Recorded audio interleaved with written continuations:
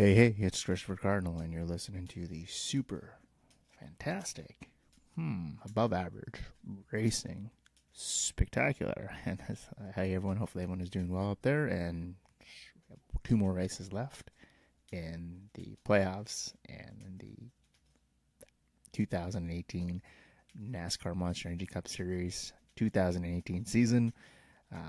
Tremendous storyline out of Texas. Kevin Harvick wins the race, eighth win of the season, only to have his what seemed like at the time automatic ticket to the Final Four snatched away just days later, setting up some high octane drama for Phoenix ISM coming up on Sunday afternoon. Harvick kind of owns that place in recent years, so I don't think Harvick's in a too precarious position going in, but now he's going to have to work just a little bit harder to secure his positioning in that Final Four, what been thought to be an automatic ticket to the finals. Now he's going to have to be earn his way in there now. Interesting storyline that transpired out of there. So as I said, this is the 8th win of this season for Harvick in 2018. 46th career win. Passes Bill Elliott on the all-time wins list. He's 17th now on that all-time wins list. At the time, as I said, thought to have his way paved to the Final Four. And that's not the case. He's in search of his fourth Final Four appearance in 5 seasons. He is the 2014 champion, as you know, after that tremendous battle with Ryan Newman on the closing laps of that race at Homestead in 2014. His first in the standings at the time. He's fallen down a bit there with the infractions that the 4 team was hit with just days after the event at Texas here, and now but it's not all gloom and doom for Harvick. You look at Harvick, consistent as ever. This race for him was an opportunity to separate himself from the other two in the big three and establish himself as the odds-on favorite and title contender. Now seems to be under a little bit of scrutiny here and has to try to rally back and find his way to get into the Final Four, put this behind him, and move on for championship number 2. And interesting is that all 3 drivers and that make up the big 3 are in search of championship number 2. We'll see who gets there first. So ISM, tremendous stats. We know one of the best drivers at that track in the last decade. 9 wins here, winner of 17 of the last 12 races at Phoenix, and in Homestead, as we know, wins 2014. 4 consecutive top 5 finishes at Homestead. Gets to the Final Four. He's obviously favorite to win it all. Now it's just about getting there. There's red hot momentum going into this. He leads 177 laps at the race at Texas. Then we had the infraction come out. We'll talk about that later, but we're not going to focus too much on that at the moment here. But I think less than starter playoff. If you look statistically, this playoff run for him, not exactly dazzling by any stretch. Numbers are a bit off from previous playoff appearances, but still very much in the title picture and established himself as a favorite and the mark of a true champion, finding ways to win, even though, like I said, this win means absolutely nothing as far as qualifying for the Final Four. It's made that more difficult, more of a challenge for Harvick. So I think this is where you're going to have to see the mark of a true champion here to see how he rallies from setting yourself up, the mindset where you're focused on a final event of the season, to now, how am I going to get in there? I have to pretty much, everybody's back on a level playing field. And I think that's interesting events to transpire, to say the least. And so Ryan Blaney here, second place finish. Second run-up finish of 2018. He's the pole winner of Texas. Penske continues to put out fast cars for Blaney and Keselowski. That's right there. Shortcomings a few weeks ago at Kansas. Third consecutive top five start. Is building up for 2019. I think Ryan Blaney is going to be a factor in the title picture before the end of the season in 2019. Just still putting up some fast race cars there. Joey Logano, third place finish here. Backs that up from his Martinsville win. It's just developing a lot of heat with drivers. And, with the last lap dust up with Truex Jr. there in Martinsville. And now Eric Almirola, who went out and said, I think Joey raced him. It's a little bit difficult to take sides in this, but I think he's throwing an accusation that Logano maybe didn't race him so cleanly and didn't give him a lot of room there in the final laps of the race, and seems to have a target on his back going into the final championship race at Homestead. Gonna get through this. It's likely going head to head with the big three. It's a David among Goliaths. Good start for Joey Logano. Likely going to be facing off with either Harvick, Kyle Busch, or Truex Jr. A combination of either one of those three. When you win the title, I don't know. I think this upcoming race this week at Phoenix, you just can't get any heat. Mistake free. Don't do anything stupid. You have an opportunity to win. A week later, the championship, just race the race, and I think he's going to be all right. But I think he's not making a whole lot of friends out there on the racetrack, Joey Logano, these last couple weeks, unfortunately for him. So Eric Jones, fourth place finish here, third top five finish in the last five races. Seems to be building, same thing, building a strong case for one of the top drivers of 2019. I think he's just continuing to rebound from his elimination in the round of 16, and has to stand out among the other JGR cars at this point, as he's at Truex Jr., as we all know. Now a member of Joe Gibbs Racing for 2019. Denny Hamlin is going to probably rebound from this abysmal 2018 season, and then Kyle Busch is Kyle Busch. Eric Jones is establishing himself as top guy at JGR, and it's interesting to see how he's. If he was still in this playoff picture, who knows? He'd be right in the thick of the title fight for Homestead Miami. And then you have Kyle Larson, who's fifth place finish here, three top fives in the playoffs. This is runner-up finish, second runner-up finish in the last 3 weeks, and just I think once this season, the disaster season is coming to a close. I think this is Kyle Larson's. Just would like to forget 2018. Had fast race cars. So title favorite. I remember seeing Athlon Sports their forecast before the season came out in the Sporting News or whoever publications, ESPN. It's predicting this guy's the champion. I don't know. You can play the role of spoiler in the next couple races. It seems to have Homestead Miami circle on the calendar. Can he dash the championship hopes of one of the big three? Maybe Joey Logano. Who knows? But Larson, I think this season is seen as just a step backwards, but I think he can bounce back and rebuild on some of the success they had in 2017. So Chase Elliott, sixth place finish here, sixth in the standings. Needs a strong run at ISM. It's all or nothing. It's, again, an all or nothing race for him. Either way, I think this, whatever happens to him, 3 wins in 2018. This is considered a breakout season for him. Established himself as the top tier driver at Hendrick Motorsports, and see just how Chase can.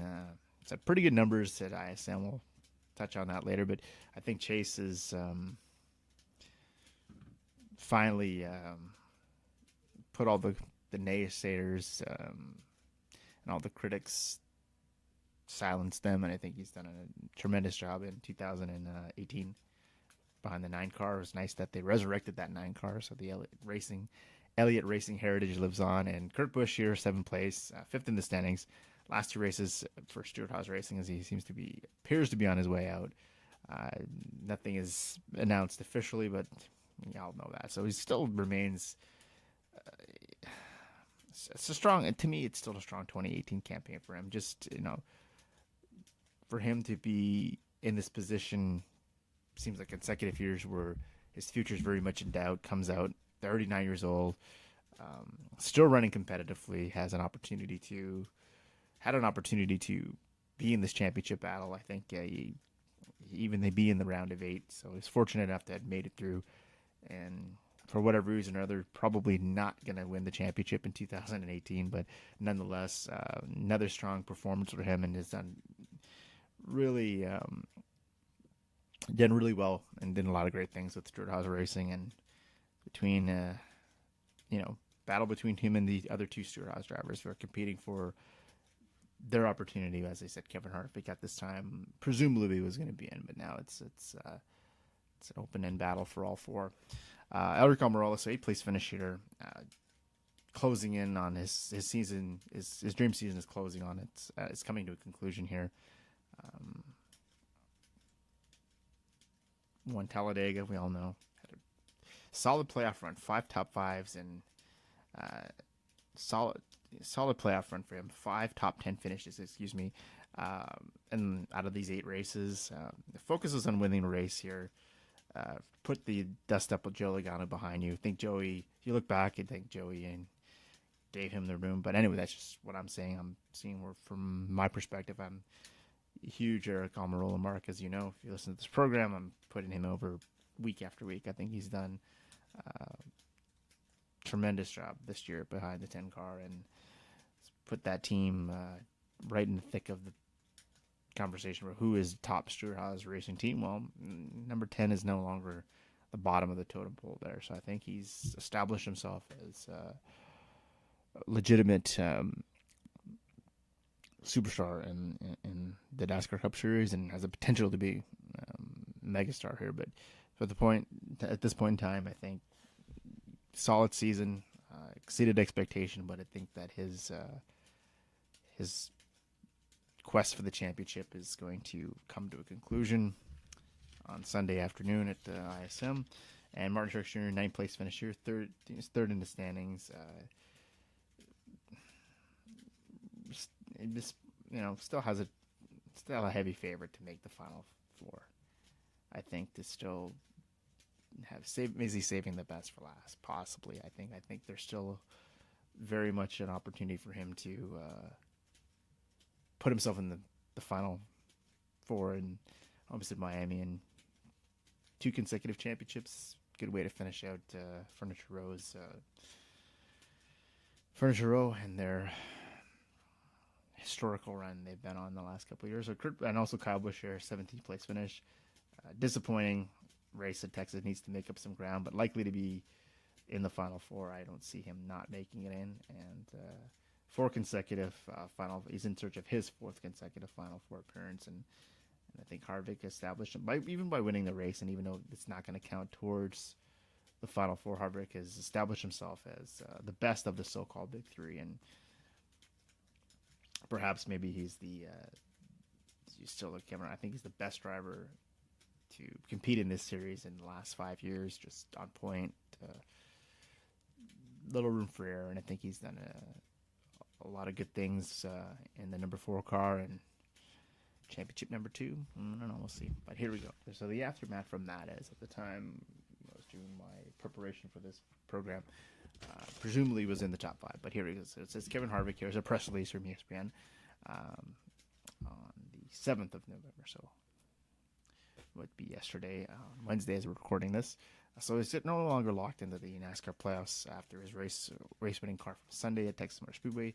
They found illegal alterations to the rear spoiler. NASCAR has slammed Stewart-Haas Racing with team penalties, including not allowing Harvick to use the win for the automatic playoff berth and automatic berth into the final race of the playoff. Among the Final 4 who will vie for the championship on November 18th.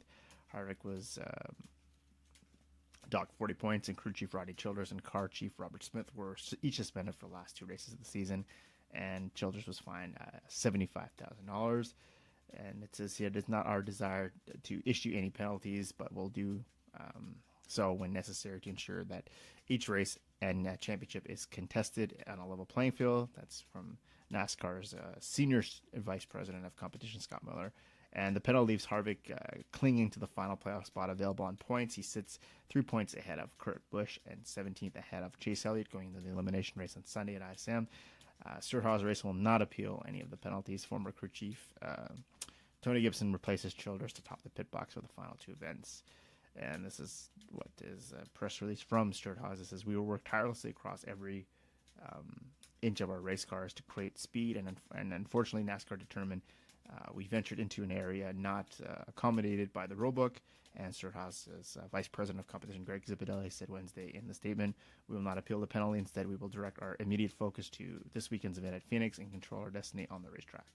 And Joe Logano is the only driver locked into the Final Four, while Kyle Busch, 28 points ahead of his brother Kurt, and here we are, and Truex Jr. 25 points ahead, have cushions that should allow them to advance if they run reasonably well at Phoenix. So, and Phoenix is one of Harvick's best tracks. As you know, he has 9 Cup wins there, including most recent in March, and he won 7 times in the last 12, as I mentioned, and has finished outside the top 5 only twice in those starts on the 1 mile flat track.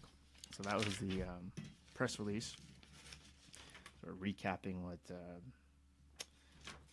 penalties there that will keep Harvick from automatically advancing. And also here's the scenario. So there's the clinching scenario. So last time covered Harvick ran into a race at Phoenix in controversy. He won in March, and so heads into the ISM, formerly the Phoenix International Raceway, for an elimination race. And needs now to perform, needing in order to be one of those Final Four drivers to compete for the championship on the 18th of November, and should have some confidence in doing so. As I said, the record kind of it speaks for itself, right? What he's done on the racetrack there. So not to worry if you're a fan of Kevin Harvick. So losing the 40 points drops Harvick just 3 points ahead of his teammate Kurt Busch for the final playoff spot on points into Phoenix. The 4 winless drivers with the lowest in points following Phoenix will be eliminated, while the winner is so far Joe Logano. And those best in points, the last 2 additional drivers, possibly 3, will make up the championship 4. And I'm not going to get too much here. It just goes on to, and this other press release goes on to go over Harvick's accolades, well documented at this track. So Kyle Busch, here what he is. Here's how they stand going in. Kyle Busch, so he's 28 points ahead of 5th, 25 points out of 4th. Clinches if he finishes, so has to earn 31 points, a maximum of 55 for a second place finish, and if he to win 2 stages of the race, would guarantee him in the Final Four. That is a 6th place, and if he does not earn any stage points, if the winner is not Kurt Busch, Elliott, Almirola, or Boyer, he can clinch by finishing 9th or higher, even if he doesn't earn a stage point. And if a playoff driver wins, Busch will have to finish ahead of 2 of these 4 drivers, and not counting anyone who wins Phoenix. We currently are behind in the marginalized list. The margin list here is Truex -3, Harvick 25, 28 for Busch, 42. The impact of Harvick's penalty, Busch now doesn't have to worry about someone outside the top 4 winning and then losing a tight battle with Truex. Busch would still need to lose 26 points to Harvick, 25 if Harvick finishes 2nd or 3rd. And his key will be earning some stage points if Harvick runs well at Phoenix, as he usually does, as we know. So the outlook here looks like Kyle Busch looks like he's in good shape here, as long as there's not an upset. Or Busch was runner-up in March to this race, so he's finished in the top 4 of 5 of the past 6 races there. Looks to be in pretty good shape, I think, which you just never know, right? And in the case of Truex Jr., he's 25 points ahead of 5th, 22 ahead of 4th. And this is how he can clinch. He'll have to earn 34 points, a third place finish if he has no stage points. Guarantees himself a spot no matter what anyone else does on the track. And if the winner is not Kurt Busch, Elliott, Almirola, or Boyer, he can clinch by finishing 6th or higher, even if he doesn't earn a stage point. If one of them doesn't win, like for example, Truex has to finish with 22 points more than Harvick, or 23 if Harvick finishes the run-up finish, or gain 3 points on Kyle Busch, 4 if Busch finishes 2nd, while also keeping drivers Kurt Busch and Elliott 25th behind and 35 points behind, respectively, if they don't win. So the impact of Harvick's penalty on this, like Busch, the penalty is a huge boost for Truex. If he earns some stage points and doesn't have any problems, it is going to be difficult for Harvick to overtake him in the points, even if someone outside the top 4 wins. So the outlook here, Truex is likely was 5th here at Phoenix in March. Place where he's pretty inconsistent as a mixed result. If nothing goes wrong, he's fine. But a lot of will have to be wrong. If a lot will have to go wrong if this team is to creep into the. But a lot, as I said, will have to go wrong here, and has crept into the team in the past 8 weeks. So up and down in the playoffs, as we know. Not quite where they were this time a year ago, but still, I think, in fairly decent shape to have an opportunity to qualify for the Final Four here. So Kevin Harvick, this is where he sits now. He's 3 points ahead of fifth, 22 points behind third. This is how he can clinch. Harvick has to win this race now to clinch in the finals, regardless of what anyone else does. If he doesn't win and the winner is not Kurt Busch, Elliott, Almirola, or Boyer, he'll have to earn 4 more points than Kurt Busch, 3 if Harvick finishes fifth or better, and if not, we'll lose 18 points to Elliott. 17 finish if he finishes, 17 if Harvick finishes fifth or better, or 35 points to Almirola. If Kurt Busch, Elliott Sadler, Chase Elliott, Almirola, or Boyer wins, Harvick has to gain 23 points on Truex, 22 if Harvick finishes second, and 26 on Kyle Busch. 23 if Harvick finishes third or better, while also keeping, if they're a winless driver were to win, that would have to be 3 points for -3 for Busch and -17 for Elliott behind Kevin Harvick. So the impact of this is obviously detrimental. Harvick, who last week at this time on Sunday last week, the end of the conclusion of the race there seemed to be locked in and was going to be in the Final Four. Now he's got to earn his way in there. So it's just a huge implications here from being locked into now needing to perform well and to stay ahead of Kurt Busch for the entire race and collect more points than him. So the outlook is one of his better tracks, nine wins, fairly consistent. Seems to be in pretty decent shape. I think the big three, and this is my prediction, I think the big three final is actually going to make the Final Four. With Logano, they're going to battle it out. The top 4 drivers, I think, of the last 5 years, I think, will have an opportunity to finally battle it out in the Final Four. And I think Harvick's going to be there at the end. So Kurt Busch, 3 points behind fourth, 25 points behind third. Busch has to win to guarantee him the opportunity to make this championship. If Almirola, Elliott, or Boyer win, he has to do 2 of the 3. Gain 3 points on Harvick, so 4 points if Harvick finishes better than 6. 26 points on Truex. 25 if Kurt Busch finishes second, and 29 points on Kyle Busch. 28 points if Kurt finishes third. If Truex wins, Kurt has to either catch Kyle or Harvick. If Harvick wins, Kurt has to catch Kyle or Truex, and if anyone else wins, he has to catch either Truex, Kyle, or Harvick. In all 3 scenarios, he has to be ahead of the winless Elliott, Almirola, and Boyer. So the impact of this is good for Kurt, in the sense that all he has to do is just slightly finish better than Harvick. And when looking at Harvick's history at the track, it isn't an easy task, as we know. And an interesting quirk, his former crew chief, Tony Kipson, is the interim crew chief for Harvick this week. So a little bit of racing karma there. And Busch is going to need help if he doesn't win and Harvick runs well. And he hasn't finished better than 5th in 18 of the past starts at Phoenix. He had a 10th place finish there in March. And even with the Harvick penalty, he has pretty well uphill battle to climb if he's going to make. Doesn't seem likely he'll make the Final Four, but you just never know. Like as I said, throughout this entire playoff run, he seems to be. I think he's going to have a say in this championship battle before it's all over with, and here he is in that position to have a say in this championship, even if he doesn't himself make the Final Four. So, interesting turn of events for Kurt Busch here. So Chase Elliott. 17 points behind fourth, 39 points behind third, and Elliott has to win this race to guarantee himself an opportunity to compete for the championship at Homestead. If Kurt Busch wins, he has to do 2 of 3. Gain 17 on Harvick, 40 on Truex, and 43 on Kyle Busch. Seems like insurmountable odds. If Harvick, Kyle Busch, or Truex win, he has to do 2 of the 3. Gain 15 on Kurt, 40 on Truex, and 43 on Kyle Busch. And if anyone else wins, he has to do 3 of the 4, gain 15 on Kurt, 17 on Harvick, 40 on Truex, and 43 on Kyle Busch. If he finishes second or third, he could own all tiebreakers and needs one fewer point of those scenarios. He owns the tiebreaker with Harvick, and in all those scenarios, he has to stay ahead of Almirola, who would need to gain 19 points on Elliott, 18 if Almirola is in the top 5. So the impact of this, a little bit of a chance for him, but tougher math, as we know. It's going to be hard enough to catch Kurt Busch anyway, but if Harvick stumbles, Elliott is in a better position to take advantage of Harvick's misfortune here.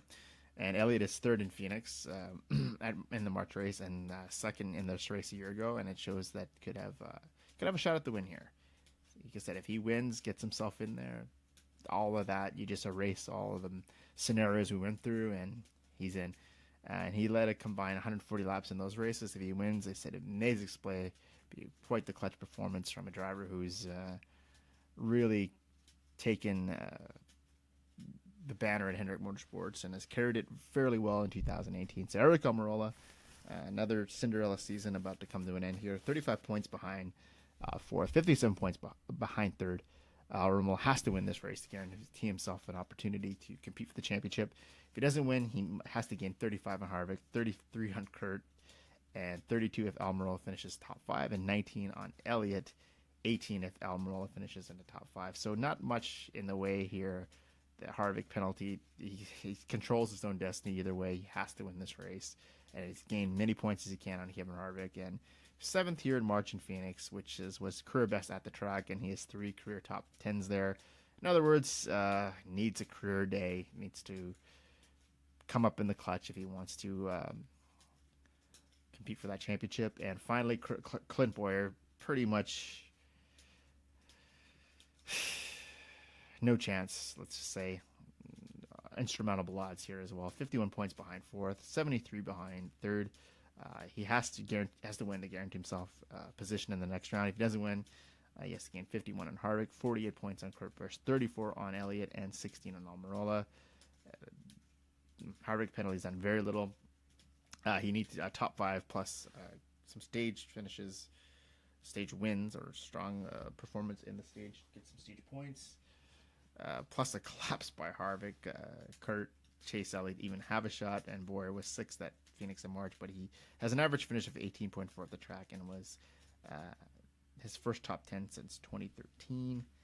There's a chance, but seems like fairly long shot, and looks like his championship quest will come to an end on Sunday, barring some extreme circumstances. So in the Xfinity Series, this championship, 4 scenarios here, and so Tyler Reddick would clinch, but with 46 points and a new winner. And if there's a repeat winner or a win by Elliott Sadler, Daniel Hemrick, or a non-playoff driver, Reddick would clinch on points with 35.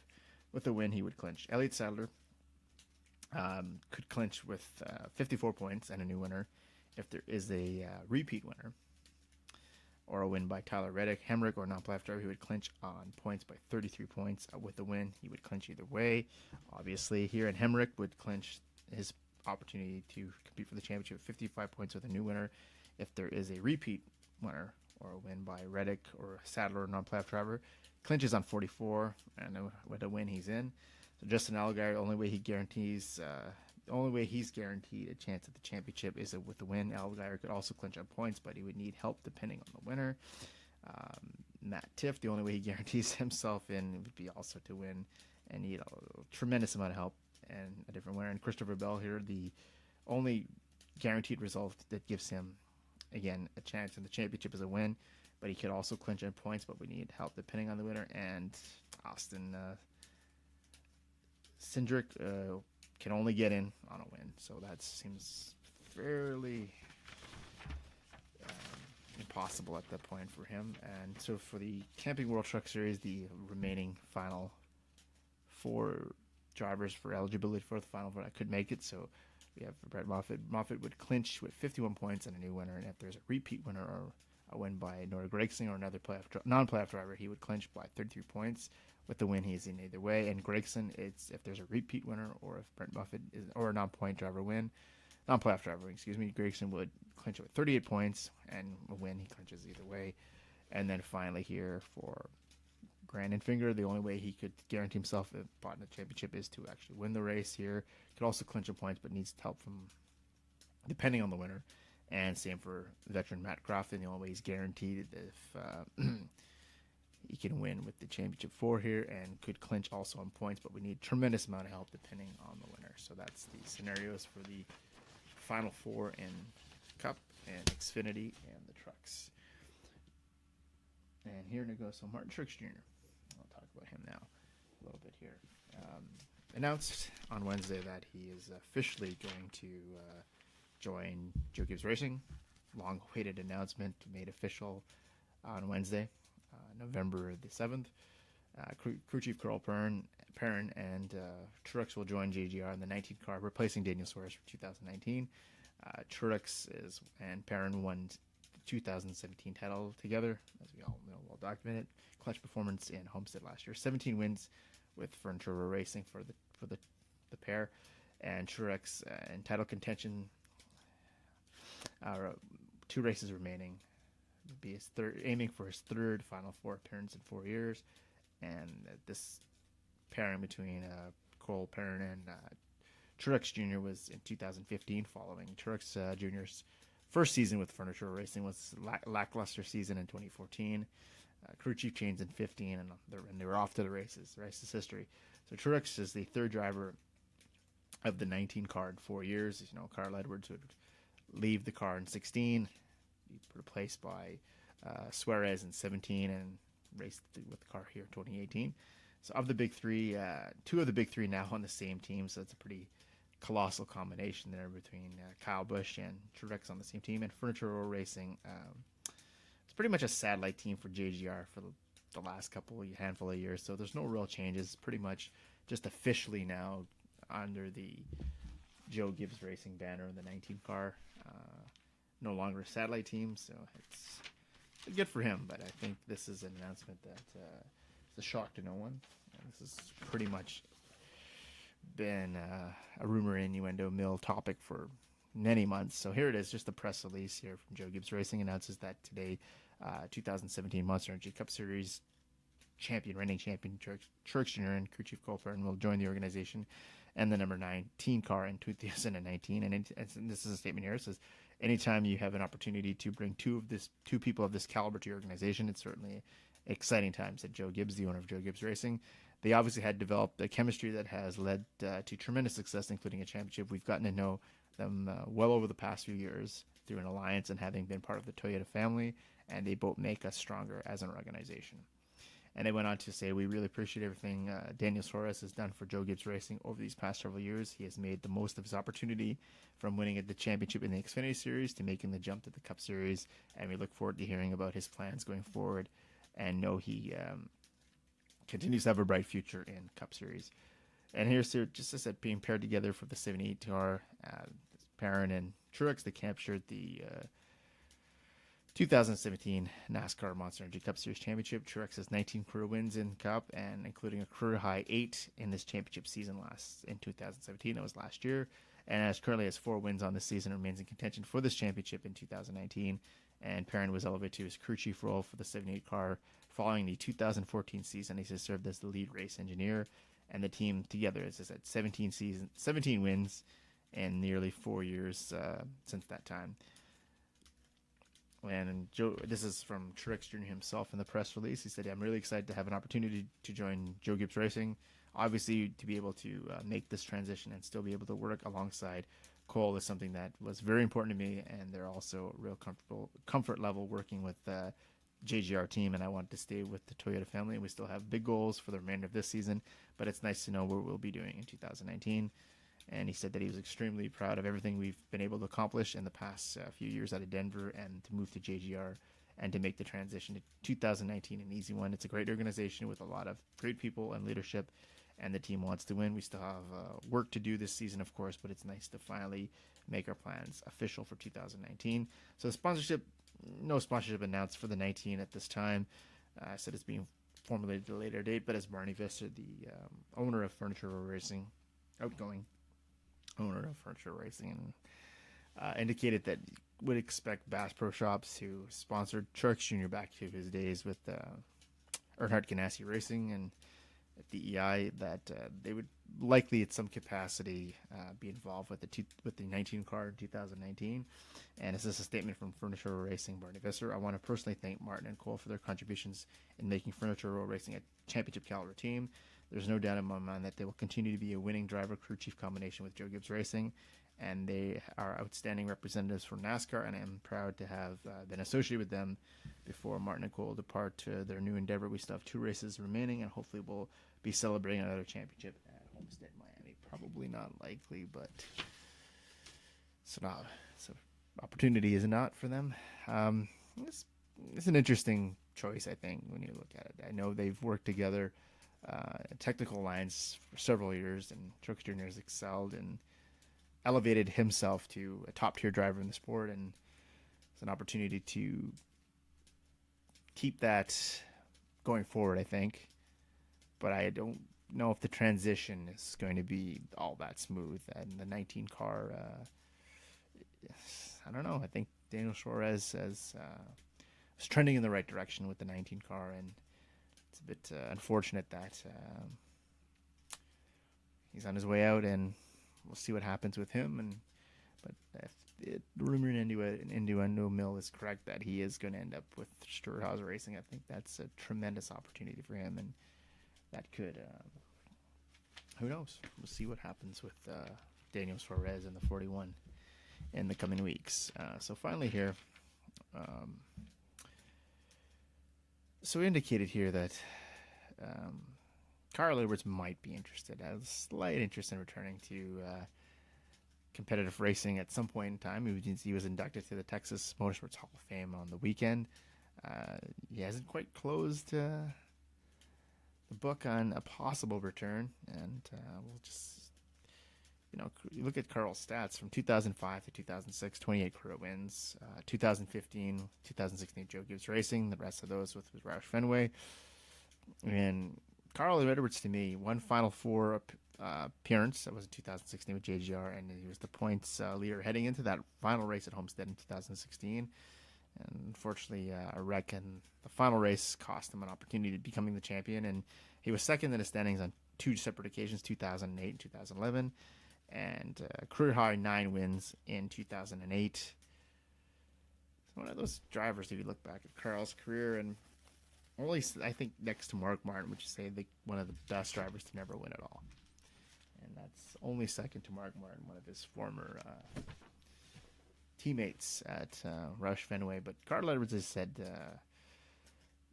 potentially could make a return in the future, but just who would he drive for at this point? It seems like a lot of these seats are occupied for several years to come, and there's just not a lot of opportunity for him to race for anyone else if he were to transition back into the Cup Series after a few years absence here. But here's a press release. We'll just read it.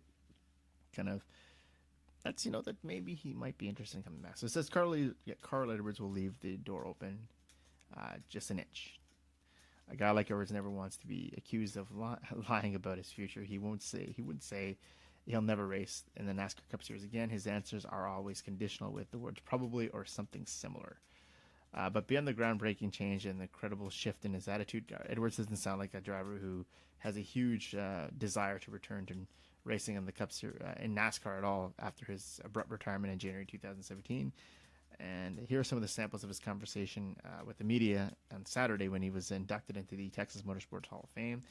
I've had a couple conversations with people, but none in the last year or so. I think everyone's pretty much understands that I'm not really interested in coming back and doing anything too serious right now. It's been off my radar for a long time. He says, I do miss driving the cars, and I have a feeling that something will come up and that will really be fun and natural to go do, and I'll get to drive a little more. But I'm definitely not going to sign a 3-year contract and go run for the Cup Championship or something like that right now. The race would have to be something that's really exciting to me, and the thing I like is the most driving on the road courses. I've talked to some people about maybe doing some testing on road courses. I miss those tracks where you slide around a lot. That naturally might be the dirt track somewhere, or road course test or something. I don't make the rules, he says. Who knows? I don't know how I feel in a year or two. I don't have a plan, he says. So Edwards, who's 39, has not been in NASCAR on the track in over 2 years, going on 2 years now. And when he had to fulfill the sponsorship obligation for Sonoma Raceway, he was there. He came to Texas to the induction ceremony, which would be benefiting the Speedway children's charities. And it says that he said he's won 28 Cup races in his 13-year career with Rush Fenway and Joe Gibbs Racing. And Edwards knows he's missing something that feels content. It seems that you look at this, doesn't seem to be too interested in coming back, but never quite said absolutely he was retired from active competition. He said here it was a really simple decision. I didn't care about the money. I didn't care what anyone else thought, what I would do, Edwards said. The answer was really simple. I'd like to step away for a little while and focus on other things. But he has found out that he has missed meetings even when things could get heated, the times when his team's passion came through, and that's through is what he can't get away from at the track. He said even parts when you're frustrated with the people you're still invested in, you're into it, it matters and it's fun, Edwards said. I didn't realize it was fun at the time, but looking back, it's all fun. It's sport. He also appears to have come to grips with some of the greatest races that didn't end in triumph, and he came up short in 2011 and the 2016 championship at Homestead, Miami. He says you can't go back and change anything. He says you can't go back and change anything. That's the way it is. I would love to be a 2-time or 3-time champion, but that's what we work toward. The more life I live, the more I see, the more I realize the real gift of racing to me was the day-to-day effort and teamwork and the learning. I'd be foolish to try to change something. So Edwards seems like that not invested in returning 100% to active competition, but sort of leaving the door just open a little bit for a potential one-off. Maybe, as I said, some testing, maybe do some road course racing. Who knows? And he said he has been successful on road courses in his NASCAR Cup career and also in Xfinity racing as well. So here's the 5. We're going to wave the white flag on this episode here. So we have 5 drivers to watch at ISM. Obviously, Harvick has a purpose now. They should just rename this speedway after him. He has 9 career wins. So he documented 7 wins in the past 12 races, 4 wins in the fall of those 9. And the momentum from the win at Texas, even though the infraction cost him, took him out of the championship 4, now he has to earn his way in. I think that momentum is enough to carry him through and potentially have a chance at winning the race at ISM and qualifying in any event for the Final Four here. So Alex Bowman, I think, nothing to lose here. 2016 pole winner for the fall race. He finished 6th in the race, subbing for Dale Jr. Tucson, Arizona native. Be nice to win at his home track. And it'd be a shot in the armor for the 88 team, who hasn't won a race in several years, and would give Hendrick Motorsports 2 cars that have visited the winner's circle in 2018. And so Chase Elliott as well. I think phenomenal playoff run here. 2 wins, 2 consecutive top 5 finishes at ISM, and a runner-up in this fall race in 2017. He's finished no worse than 12th in 5 career starts. Has to race his way into the final to make the Final Four. That would give him 4 wins on the season. Absolutely phenomenal season for Chase Elliott, regardless of where he were to finish here in the championship stands, or if he makes the Final Four. Is a driver to watch at ISM based on his recent success there. So Eric Jones here, 4th in the fall of 2017 at ISM, 3 consecutive top 5. 3 consecutive top 10s at ISM and 3 top 5s in the last 5 races. Seems to be could spoil the title hopes for one of the drivers in contention for the championship, but Eric Jones has improved a lot this season, and falling out of the round of 16 seemed to really it's done anything but motivate him, right? He seems to have run fairly well since then, and I think Eric Jones could be a driver to keep your eyes on at ISM, and he's had some tremendous success there also in the Xfinity Series. So Kyle Busch, runner-up in the race in the spring, 5 top 5 finishes in the last 6 races, 2005 fall winner. So way back, but they both, actually, the Busch brothers swept the track in 2005. So purpose here, he's racing with a purpose. He's targeting 4 consecutive Final Four appearances in 4 years.